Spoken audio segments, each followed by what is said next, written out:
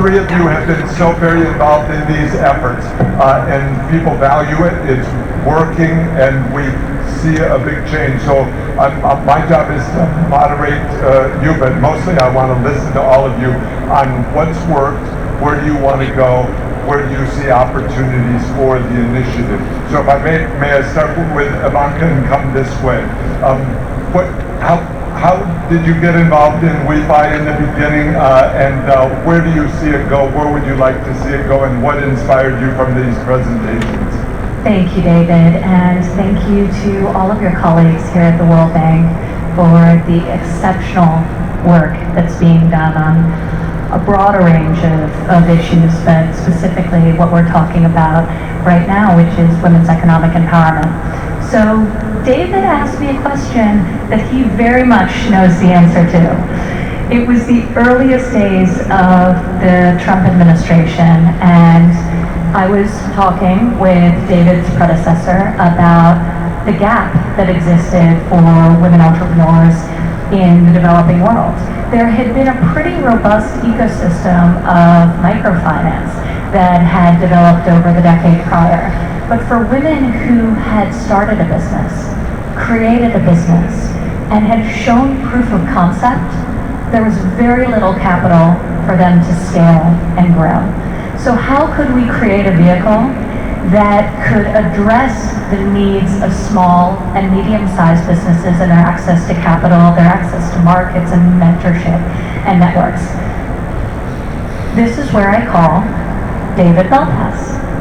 And we started having a conversation in his role then at Treasury around what that would look like and how we could structure it. And WeFi was born. So we are very excited to hear from two of WeFi's recipients.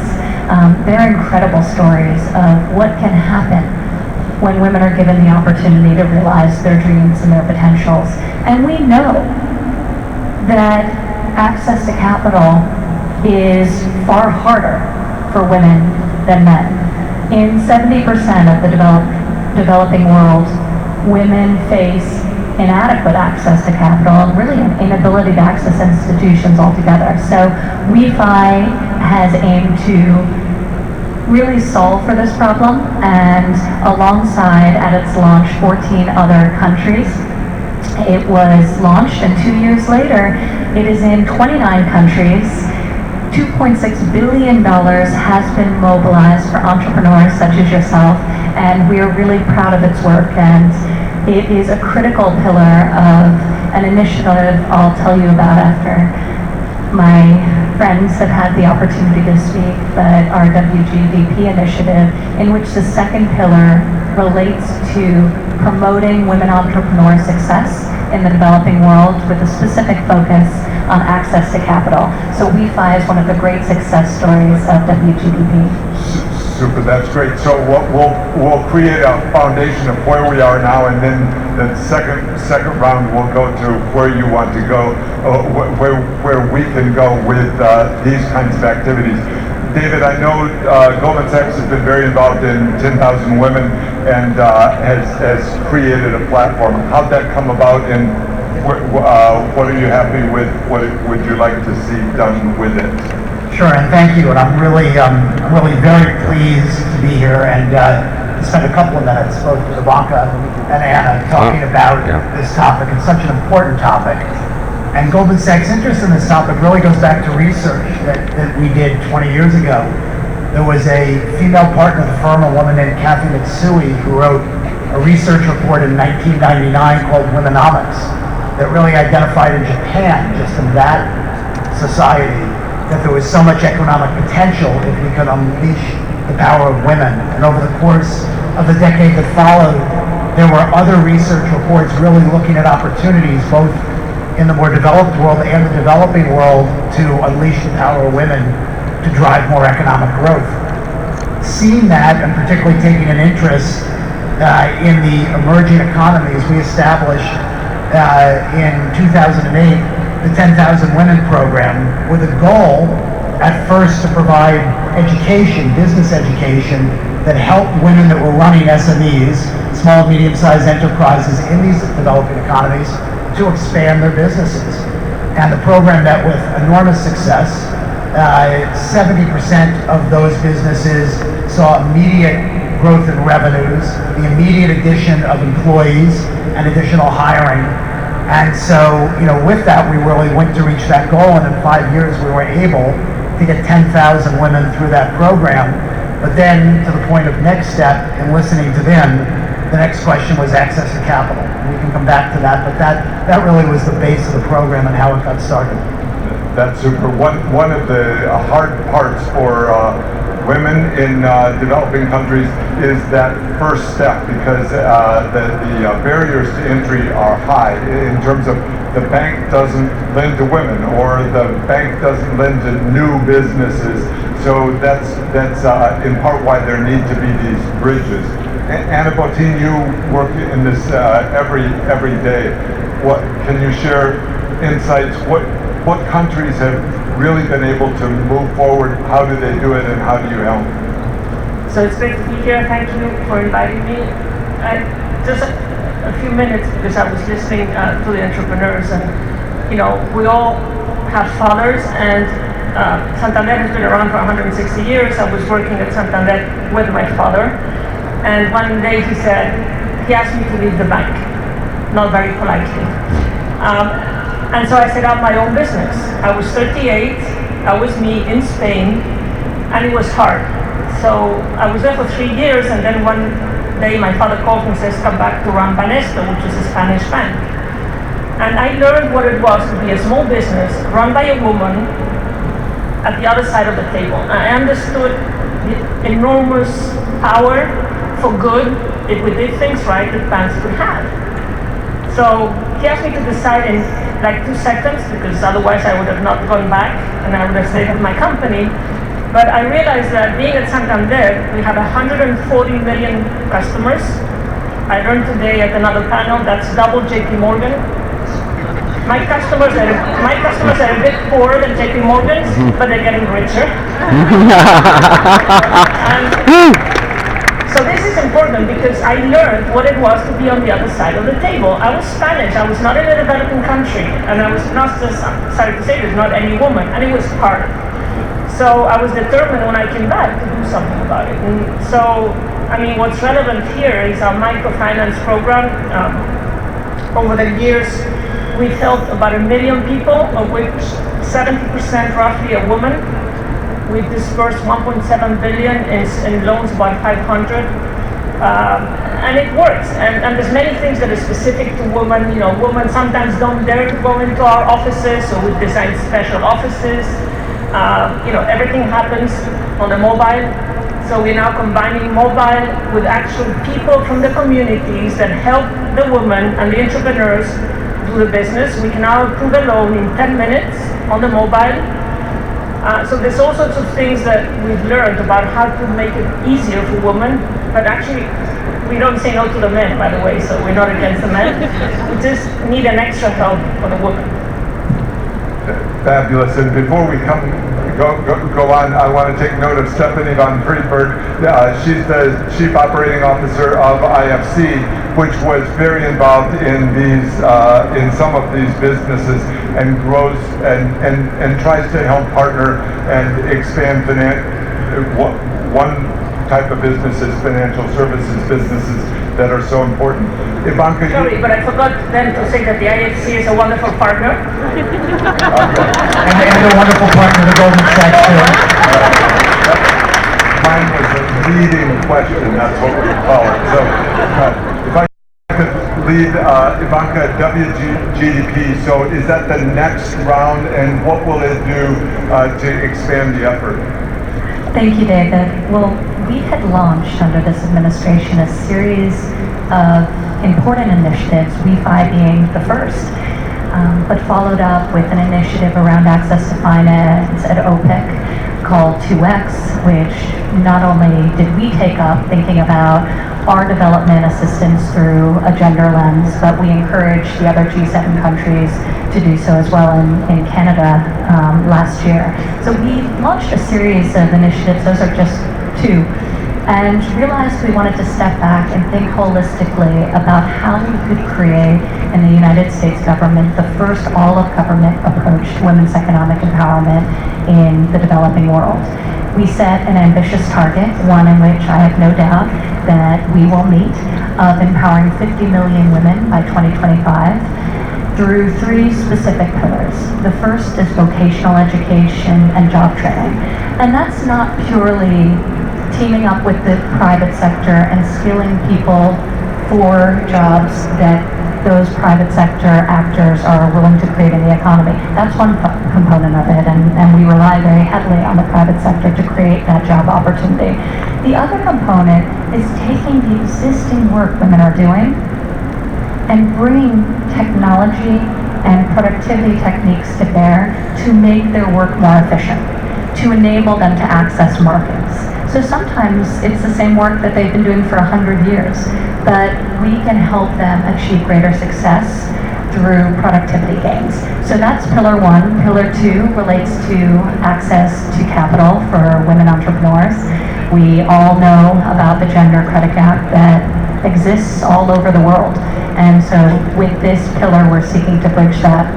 And number 3, which you touched on, David, in your opening remarks, is foundational to the sustained success of pillar 1 and 2. And that is ensuring a legal environment that's conducive to women's economic empowerment. So there are many laws and areas that affect this mission, but you have to make a choice. You can go a mile wide and an inch deep, or you can define parameters and set very specific metrics against which to deliver, and we chose the latter. So we are starting out with 5 laws that we are seeking to have changed around the world. The first is the ability to travel freely. This isn't just driving, it's the ability to get a visa, passport, travel papers generally. Critically important to be able to realize one's success in the economy and as an entrepreneur. The next is equal property rights for women. In 75 countries, 40% of the world roughly, women have at least one law restricting their ability to own, inherit, or manage property. This must change. The next is equal access to job opportunities. So in 104 markets, 2.7 billion women are prevented on working in the same industries or jobs as men for a variety of reasons. The 4th is access to credit, equal access under the law to credit, and the 5th is equal access to institutions. So this is courts of law, for example, which is so foundational. So we're really taking a look at these 5 laws and seeing how we can leverage the full diplomatic weight, the ability to convene of the U.S. government with partners such as the World Bank, and the terrific work that your team here does on the Women, Business, and the Law report, the Doing Business report, and so many other stakeholders to break down these very real legal, cultural barriers. In some cases, the laws are fine, but when you go into the rural communities, they're not being implemented, and people are unaware of their rights. So we're very, very focused on this 3rd pillar to ensure the success of the first 2. Thanks. Yeah, we're working hard on it, and as we explain it in countries and try to get buy-in from countries and get them really engaged, one of the things that comes out is the economic value of all of this. Everyone understands when you say it that women are half the population and often producing more than half of the output, and yet often are simply not being counted. They stay in the informal sector, so they're maybe not paying even the low rate of taxes that ought to be on starting businesses. And so that's powerful, and then it also is inspirational within the society itself. Absolutely. At the low end of the range, it's estimated that if women were able to participate in global markets equally to men, that would amount to $12 trillion annually. So it's a huge, huge number, and we're people should be motivated by that. But it's not just an economic issue. That certainly motivates people. It's a social justice issue, of course. It's also a security issue. And we in the United States think about our development assistance through the lens of achieving the goal for countries of self-reliance. And you cannot achieve self-reliance and the ability of a country to become a trading partner if you're not fully realizing the potential of 50% of your population, and in fact have barriers against them to realizing that potential. That was a big number you gave even for Goldman Sachs. David, what are the things that strike you that are happening now? Is it changing? Do you feel it you hire lots of people, you mentor and lead a big organization. What's changing for the better? And in developing countries especially, what do you think? Well, there's a lot that's changing, but there's still a lot to do. I have to take a moment to mention our partnership with the IFC around our Women's Entrepreneurs Opportunity Facility. And just following on what I had said about 10,000 women and the progress that we made in 2013, listening to the women who have been through the program, of course, this need because of the gender gap made it clear that what can Goldman Sachs do? We can try to be a facilitator as a private enterprise to work and partner and get more capital into these markets, more lending, more credit. So this facility was established. We now have 5 years of data. We spend a lot of time looking at that data and trying to analyze how it can be most effective. Over $1.5 billion has been deployed. And you can really see how it's making an impact on closing that gap. But the gap's enormous, as Ivanka points out, and there's still a lot of work to be done. In terms of your question and running a global organization like Goldman Sachs today, and I've really tried in the little over a year that I've been the CEO of the organization to make diversity and inclusion one of the pillars of the organization and try to move it forward. And I think about Goldman Sachs, what Goldman Sachs tries to do around the world with its footprint, and there's nothing more important than our having the highest quality people around the world to try to work and help advance these problems. There is no way we can attract people to our organization unless it is truly diverse, truly open, truly inclusive.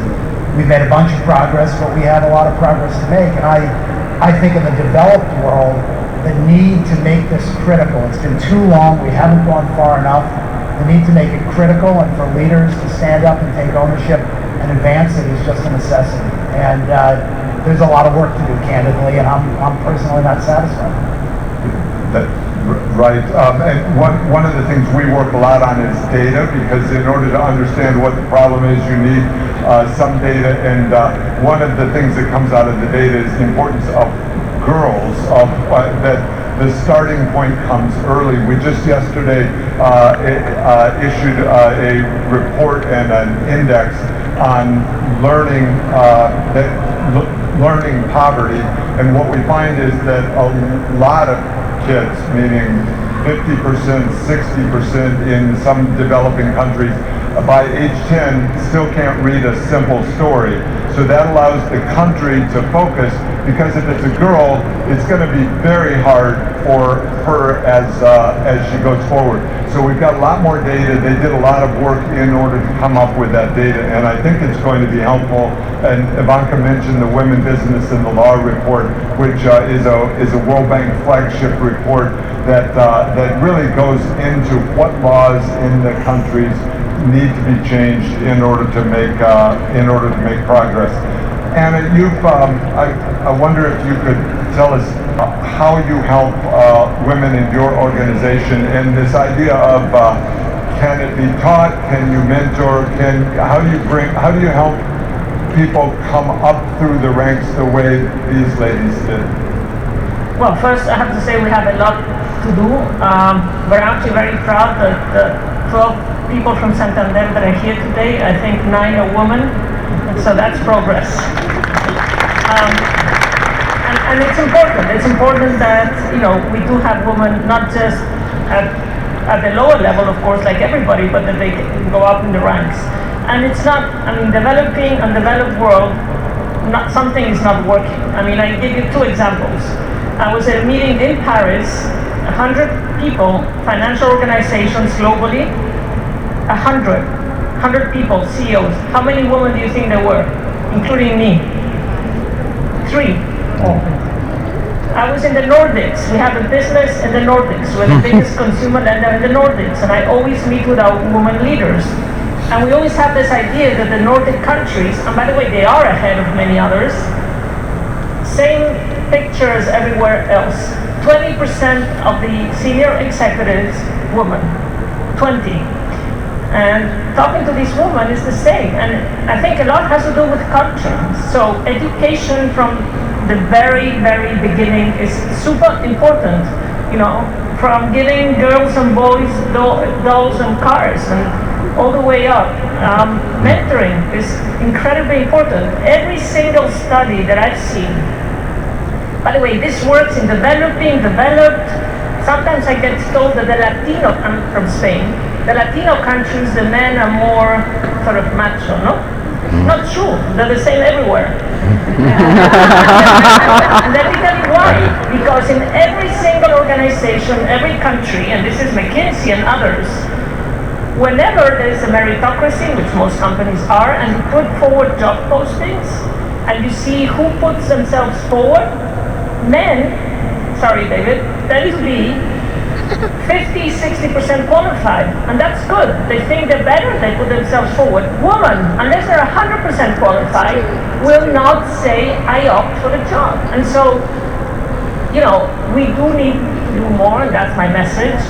We do need to give confidence. So I always say the best thing we can do to help women in jobs, entrepreneurs, in government is give them confidence, because, I mean, I shouldn't say this because I'm a woman, but we're much better than what we think in general, and we should be much more confident and speak up. And so what we try at Santander is mentoring, for example. That is super important. So all the way from the board, by the way, we have 40% women in our board. That's relatively easier. I mean, the hard thing is, I'm not, you know, we have committed to go to 30% women leaders at Santander. And we want to do this right for the men too. So going from 20, which is where we are, to 30, that's a 50% increase. So that's tough. So, you know, I think mentoring is very important, and all these other things, but especially give confidence. So from very young all the way up, you know, we believe more in ourselves. That's really powerful. You know, we have a lot of data on education, and we find that given the same starting point, girls are always doing better than boys at whichever age. So then giving confidence is one of the most important steps. So we can, I don't know if David will, but I'll concede smarter and better. I'll concede it too.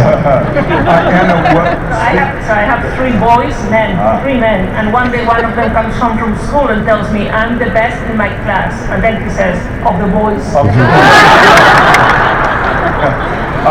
Anna, can I stay with you for a minute? You've done an incredible amount of work on digital empowerment, and I think it's very important for poor and for new entrants into businesses to be digital, because it breaks down the transaction cost. Can you spend a minute for us on that?